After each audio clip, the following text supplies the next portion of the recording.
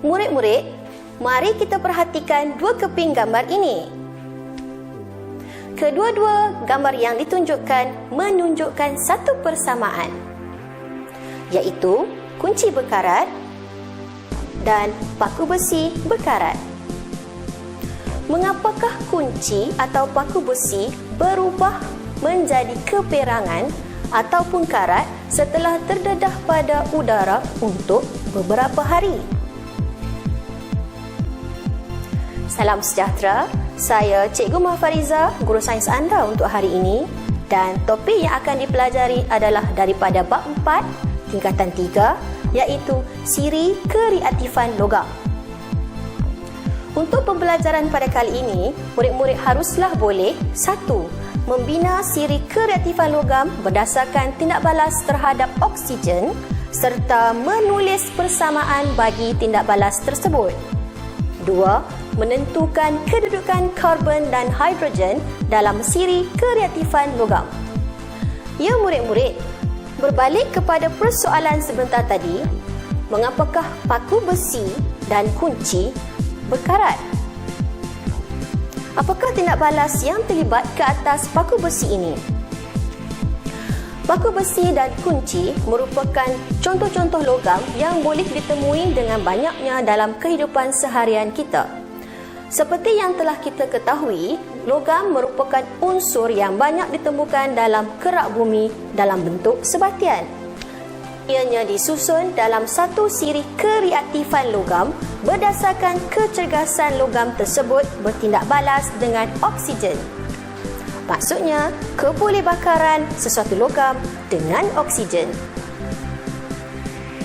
Logam yang lebih reaktif atau cergas akan menghasilkan pembakaran yang pantas, manakala logam yang kurang cergas atau kurang reaktif akan terbakar dengan perlahan ataupun tidak menunjukkan apa-apa perubahan. Ya murid-murid, logam yang bertindak balas cergas dengan oksigen akan ditempatkan di bahagian atas siri kereaktifan logam. Manakala logam yang kurang cergas bertindak balas dengan oksigen akan ditempatkan di bahagian bawah siri kereaktifan logam.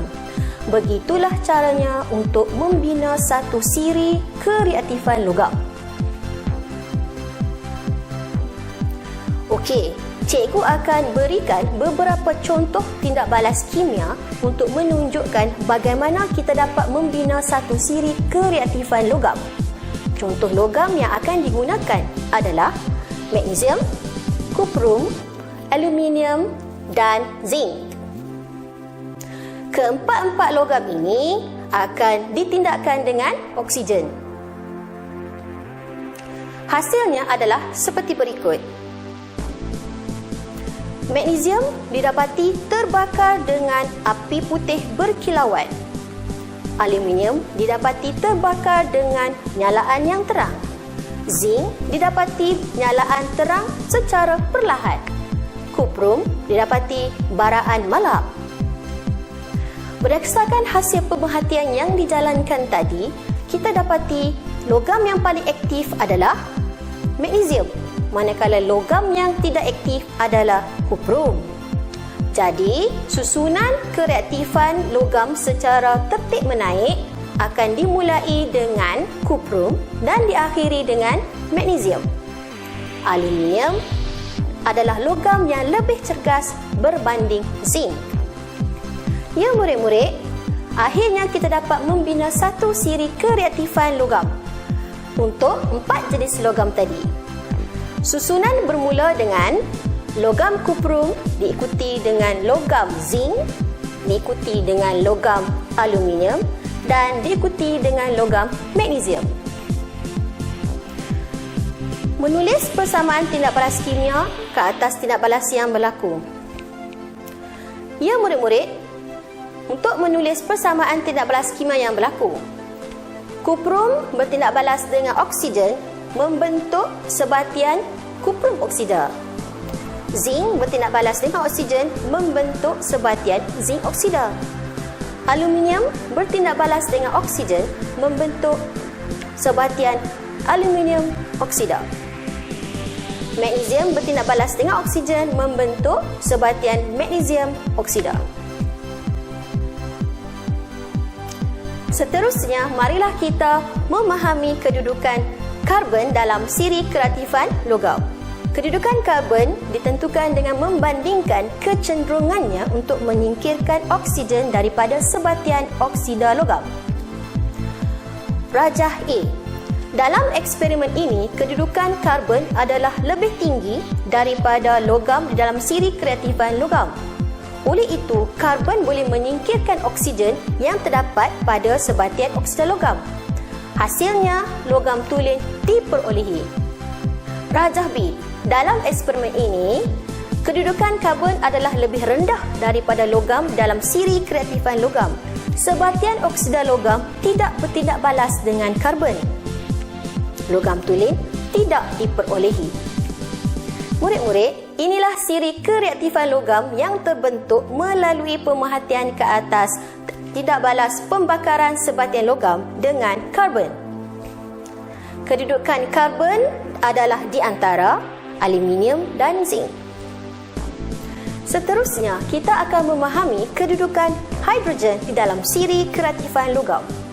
Kedudukan hidrogen ditentukan dengan tindak balas penurunan hidrogen dengan logam. Mari kita kaji rajah berikut. Rajah A. Eksperimen ini menunjukkan tiada perubahan yang berlaku dalam oksida logam apabila gas hidrogen kering melaluinya. Ini kerana logam itu terletak di bahagian atas gas hidrogen dalam siri kereaktifan logam. Rajah B. Eksperimen ini menunjukkan berlaku perubahan ke atas oksida logam apabila gas hidrogen kering melaluinya. Ini kerana logam itu terletak di bawah gas hidrogen dalam siri kereaktifan logam. Logam tulen terbentuk melalui penurunan gas hidrogen.